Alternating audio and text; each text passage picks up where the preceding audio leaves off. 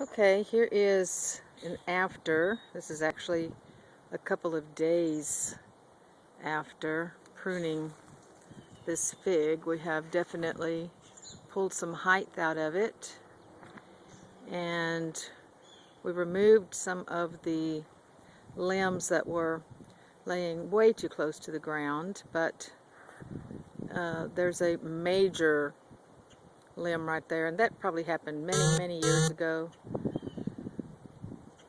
It either laid over in a storm or just a lateral growth near the bottom was never pruned. So it just is what it is now, which is fine. It kind of gives it an interesting look. It's still a very large tree with lots and lots of fruit wood. We did do some things like leave some of these gnarly, twisted, interesting branches. There are some branches that hang down that we didn't remove because part of this was keeping sort of this odd look that this fig has been allowed to grow to for so many years, and sort of just an interesting tree, sort of very sculptural. So when you walk around it, it's kind of neat to look at. We did remove the trash trees from around the bottom. We will now mulch this fairly deeply with leaves, and since this is adjacent to the little chicken coop right here, at some point we will fence in this area underneath the fig for the chickens to have a scratch spot.